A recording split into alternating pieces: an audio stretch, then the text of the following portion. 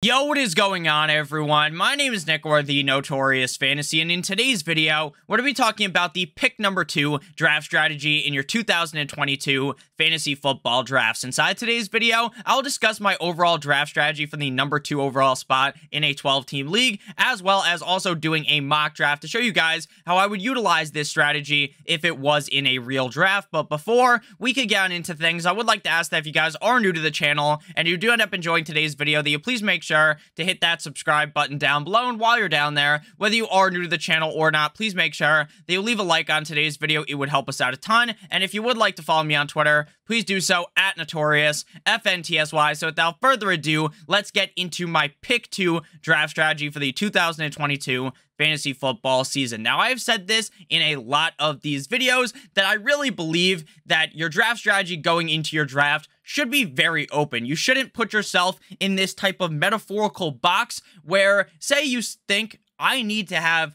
2 running backs in the first 4 picks or 3 running backs in the first 4 picks, but when things swing back around, right, you know you can get a running back at the 102, but things swing back around at the 211, and maybe you don't like the running backs, but now you are going to force your hand to select a running back, when in reality you should have waited on more value at the running back position and just taken a wide receiver or a tight end that was available at that spot. So make sure you don't put yourself in a box thinking, oh, I have to go double RB to start the draft. Just don't do that. You can think that's what I would like to do. That's perfectly fine. But if things don't end up going your way and you don't like the value, do not force your hand at any spot reaching up, because then you're not going to end up liking your team at the end of the draft. Please make sure that you do that. Now, I've also talked a lot about where my favorite spots to draft in fantasy football drafts. Personally, I like drafting in the first 3 spots or the last 4 spots of the draft. I do not like being in the middle because I feel as though I have less control of my team. Now, can you win your league from the 5 spot, the 6 spot, the 7 spot? 100%. It is all about how I personally feel about the draft, because when I'm at the 2 spot, while I don't get the turn at the beginning, I get the turn from the 2-3 round here. So I can kind of control my draft, get the guys that I like, whereas in the middle, you're really just hoping that other people don't snipe you. I feel as though you're in a little bit more control in the first couple of spots as well as the last couple of spots of the draft. Overall, my strategy here for the number 2 overall spot is to draft a running back here at the 102. I don't really think that you should be taking Cooper Kupp or Justin Jefferson, Jamar Chase at that spot. And then after that, I just kind of have a very open mind. A general strategy of mine is to draft 2 running backs in the first 3 rounds. But again, if things don't go that way, then I'm perfectly fine not doing that, right? We will see in this draft how things happen and how we are going to be pivoting. And I also think for the number 2 overall spot, since you're able to get Christian McCaffrey, Austin Eckler, whichever running back you prefer at the 102, unless the 101 doesn't take Jonathan Taylor, then we're taking Jonathan Taylor, obviously. I feel like you can build out a very solid team. This is a 3 wide receiver draft, but I think you definitely don't need to put crazy emphasis on the wide receiver position in the first round and reach up and take a wide receiver, because I really just do not believe that that is what you should be doing at the 102. So we are going to begin the draft here. Jonathan Taylor is the 101. To me, it's a no-brainer. I'm going to go with Christian McCaffrey. I have Eckler ranked as the number 2 running back. I have been thinking a lot about this, and I've been trying to kind of weigh my decision on what to do here. Should I move Eckler up the rankings or down the rankings? Should I move McCaffrey up? And it is very complicated. Christian McCaffrey, we all know how good this fucking guy is. When he is healthy, he dominates for fantasy football. He will put your team on his back. But he's been banged up over the last 2 years. None of those injuries are really connected.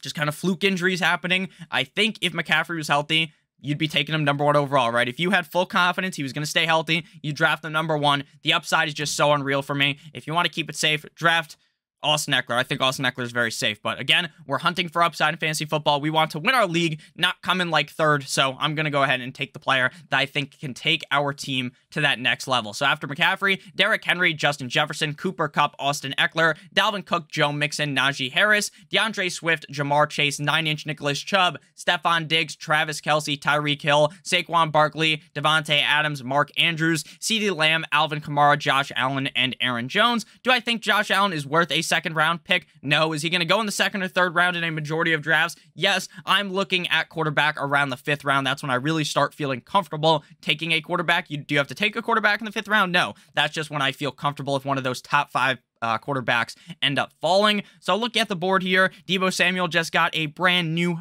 fat fucking contract with the San Francisco 49ers. Congrats to Deebo. If you're a little bit worried about Deebo, maybe that makes you a little bit more confident. But here, I want to get a guy that I don't think gets enough respect, and that is Fat Lenny, running back of the Tampa Bay Buccaneers. There were a lot of reports, oh, this guy's looking like a fucking wrecking ball. He is coming into camp way overweight, or coming into OTAs way overweight, and then we see him a couple days ago, and he looks perfectly fine.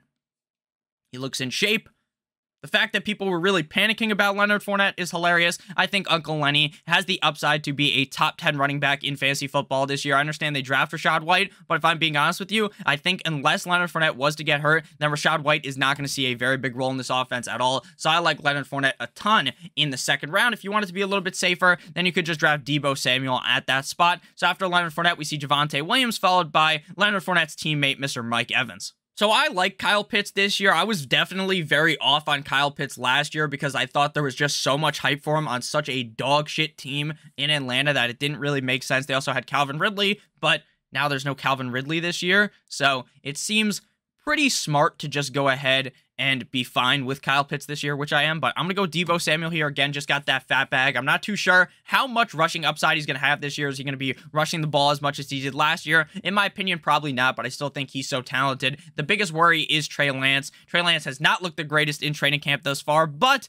it is early August, right? It's not September yet. It's August 1st, so don't panic too much on Trey Lance just yet. So after Deebo, we see Ezekiel Elliott, Higgins, Kyle Pitts, Cam Akers, Keenan Allen, James Conner, A.J. Brown, Breece Hall, Deontay Johnson, David Montgomery, Justin Herbert, the pervert, Pat Mahomes, George Kittle, me Timbers, Darren Waller, Travis Etienne, Antonio Gibson, worst pick in the 4th round, Terry McLaurin, J.K. Dobbins, Josh Jacobs, and Jalen Waddle. So we're back up on the board here. The running backs are not looking awful, right? I think I'm fine with Elijah Mitchell.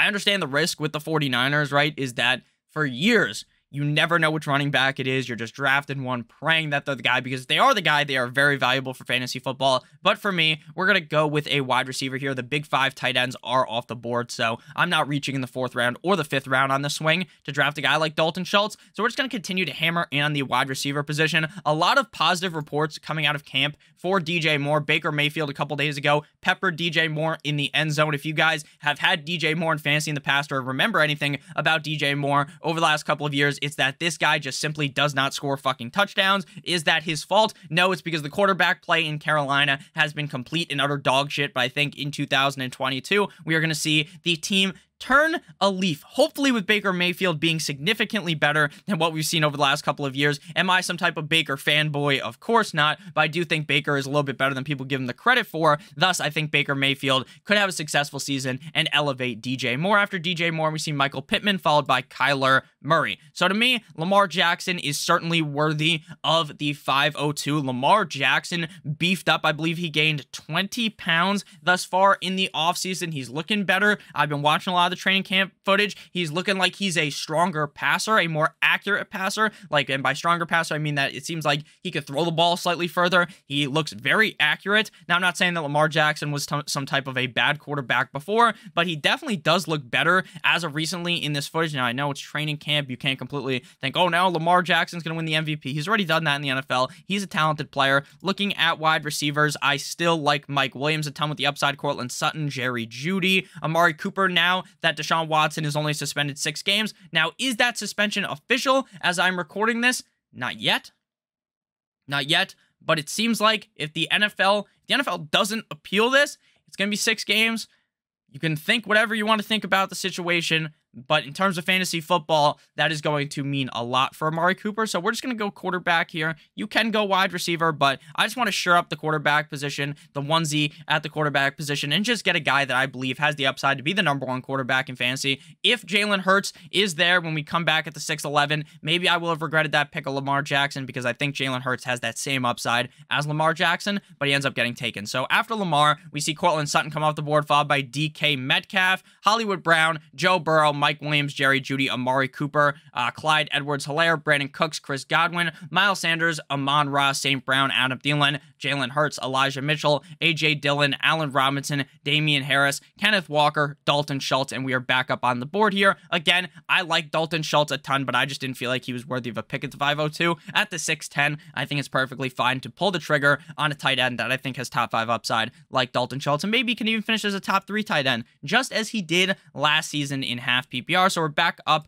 on the board here. Again, the running backs are kind of looking grim, which is why I'm glad I got Uncle Lenny and Christian McCaffrey, because now I don't have to worry about panicking here and taking 2 running backs that, while they have a lot of upside, I like Cordell Patterson. I think he's a good player. Situation kind of gloomy, though, in Atlanta, but he did play good last year. Tony Pollard is like the most expensive fucking handcuff known to man. I think he's a great player as well, but when Zeke's healthy, like, it's gonna be Zeke out there, not really Pollard. So, and then I like Devin Singletary, Chase Edmonds, and Rashad Penny, but we are gonna take at least 1 wide receiver here. And now it appears that Michael Thomas is perfectly healthy. Michael Thomas tweeted out something about how fantasy doctors are a bunch of dumbasses, basically, and that he's perfectly fine. If Michael Thomas is healthy, getting him in the 6th round is an immense steal, as we've seen what he can do at the NFL level. Now, is he still the same Michael Thomas from 2 years ago? That is to be seen.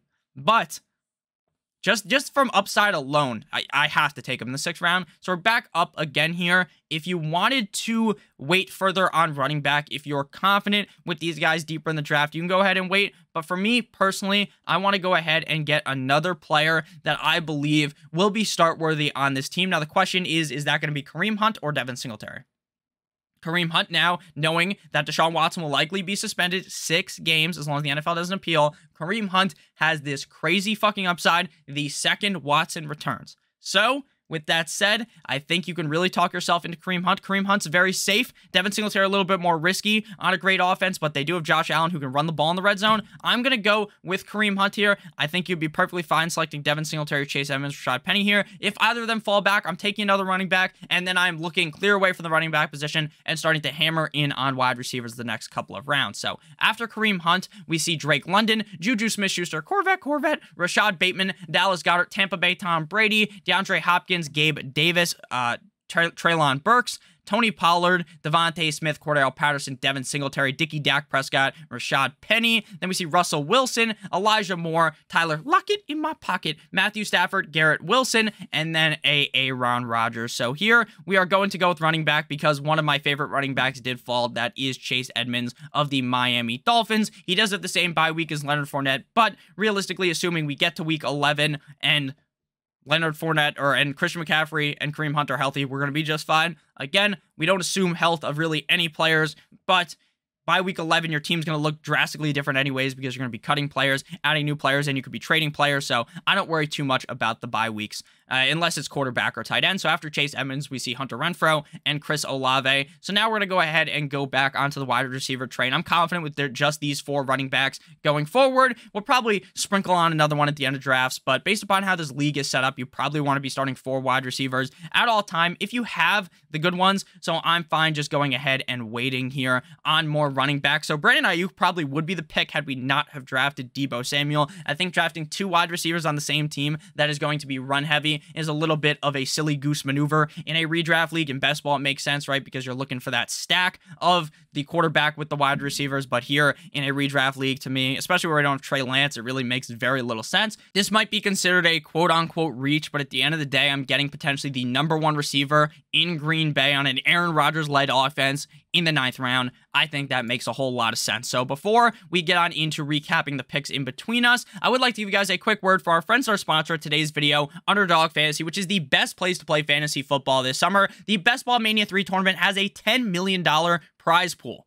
The new Puppy Tournament, $5 to enter, has a $1 million prize pool, the Puppy 3. All you got to do is draft your team, and that is it. You don't have to worry about the waiver wire. You don't have to worry about making trades. No in-season management either, because Underdog will automatically give you the best score every single week of the season. That is my favorite part about it. You don't have to set your lineup. You don't have to worry about that. You don't have to worry about staying up until 1 in the morning doing waivers. You don't have to do that, and you're not allowed to do that. So that's the best part in my opinion, because it saves a lot of your time. Last year's Best Ball Mania champion drafted in June. It is now August 1st. It's starting to feel like fantasy football season, but you don't have to wait till the end of August to do your underdog fantasy draft. You can draft right now. Click the link in the video description down below to get a first match deposit bonus of up to $100 with Underdog. So you deposit $100, you get an additional $100, and you'll receive our best ball and fantasy football draft kit for 100% free. That's a $170 value with a first-time deposit of $100 on Underdog Fantasy. Again, please make sure that you click the link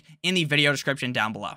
So back in onto things, after Allen Lazard, we saw James Cook, followed by Dawson Knox, Melvin Gordon, Brandon Ayuk, Zach Ertz, Trey Lance, Christian Kirk, Ramondre Stevenson, Robert Woods, Mike Licky on Mike Gesicki, Sky with 2 Wise Moore, Chase Claypool, Kadarius Toney, Michael Carter, Pat Freiermuth, Ronald Jones, Russell Gage, Dameon Pierce, Christian Watson, and Derek Carr, with Watson being banged up for the Packers, and he's a rookie, and Rodgers relies so heavily on chemistry. Makes no sense to take Watson unless Watson just returns from that injury relatively soon. So we still don't have a tight end. It would make sense to take one before things get bad. I'm starting to talk myself into Cole Kmet because I don't really trust any of the receivers in Chicago besides Darnell Mooney. I understand that Justin Fields was a complete and utter unmitigated disaster last season, but at the end of the day, you got to expect things get better without Matt Nagy. So I'm not in on this Bears offense. I'm not fucking banging the drums saying, oh, Justin Fields is going to be this.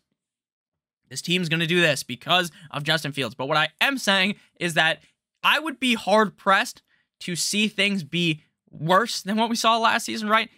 And if it gets worse, it can't be much worse. I think Cole Kmet's going to have a breakout season this year in 2022. Again, I don't think he's necessarily going to be a top 5 tight end, but I do think he has the upside given the position he's in the offense. After Cole Kmet, we see Jameson Williams, Isaiah Spiller, and we're back up on the board here. Going to go with a wide receiver. And again, we're hunting for upside here. You could go safe and just take Jarvis Landry or Tyler Boyd, right? We know what Boyd's going to be. He's probably going to be like a top 32 receiver. Nothing special unless one of the other receivers gets hurt. But he's a guy you just throw in your lineup, plug and play. But I'm already comfortable with Debo, with DJ Moore. Not as comfortable with Michael Thomas, but I'm hunting for upside here late in the draft. I'm going with MVS, who could be the #1 receiver on the Kansas City Chiefs offense. We got Lazard, who could be the #1 receiver in Green Bay, who I think that's pretty close to a lock. Whereas MVS, it's definitely up in the air, right? They got Juju, they have Sky Moore, they have other receivers, but I really like the upside of MVS in the 11th round. I don't know why he's going so late. To me, I'm definitely taking that deep shot on him. After MVS, we see Naheem Hines, James Robinson, who was running today in training camp, trying to catch passes. Now, whoever the fuck threw him the ball was like a mile away from throwing it to him, but he was out there, he was running, he was looking fine, which is crazy for the injury that he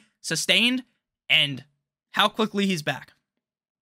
Very quick turnaround. I believe he got hurt in either week 16 or 17, so very quick turnaround from James Robinson. After that, we see Michael Gallup, Kirk Cousins, you like that, Tua Tagovailoa, Jarvis Landry, Justin Fields, Alexander Madison, Hunter Henry, Tyler, yeah, Boyd, Albert O, Rashad White, Rondale Moore, Darrell Henderson, Marlon Mack, Tyler Algier, J.D. McKissick, Deshaun Watson, who now seems like a pretty smart pick, if I'm being honest with you. Now, I understand that there's the morality to do with things, right, but at the end of the day, I'm just looking to win my fantasy league, so I'm just going to draft him as my quarterback too. Now, we already have Lamar, so don't think it makes too much sense to draft a second quarterback, but if you didn't have 2 quarterbacks, or if you didn't have a quarterback that you really liked, I think getting Watson for those final games of the season makes a lot of sense. After Watson, we see Kenneth Gainwell and then George Pickens. We have 4 running backs. We have 5 wide receivers. I want to keep going on this wide receiver train here.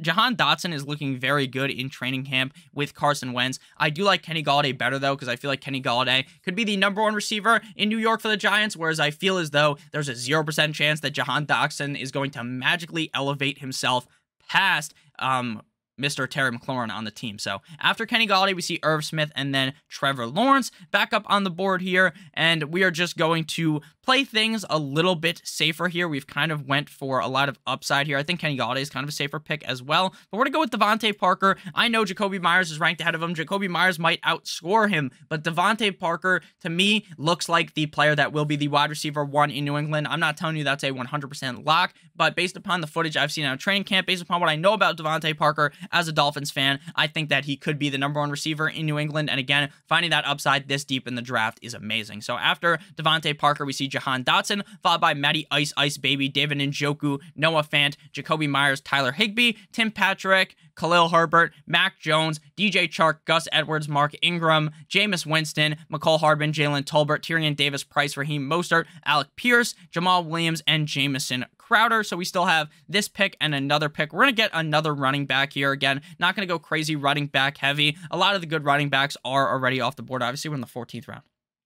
So one of my favorite targets late is Mostert, but we already drafted Chase Edmonds, so I don't want to be drafting both of them, in my opinion. I like Jamison Crowder as well. He hasn't been in training camp since day one, but now he is back, and I think that's going to make Jamison Crowder's ADP kind of stay down here because there's a lot of hype about Isaiah McKenzie. I think that Jamison Crowder is probably going to end up being the number 3 on that team, but I could be completely off on that. So I'm not saying you need to fucking raise Jamison Crowder hella up your rankings. One of my fucking, I don't know, that was a stupid, like, not a stupid word to use, right? But just made me sound like a fucking silly goose. But I'm back up on the board here, and again, there's no one talking about Kenyon Drake.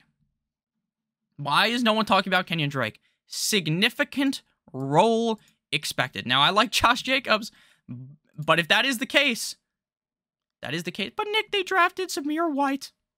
He's a rookie. I think Kenyon Drake is better than people give him the credit for.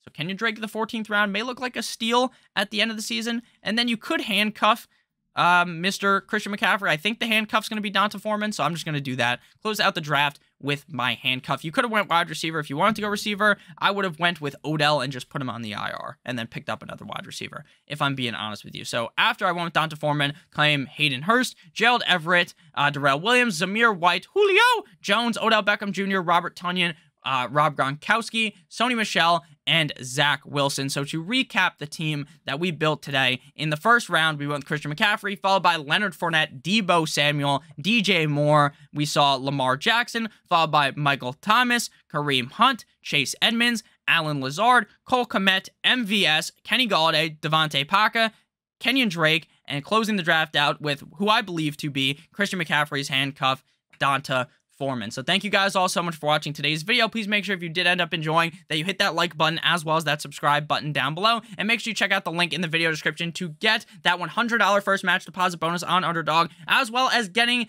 our redraft draft kit, or fantasy football draft kit, and our best ball draft kit for 100% free. Make sure you guys check that out. I love you guys all so much. I hope you have a great guys day, and as always, good boy.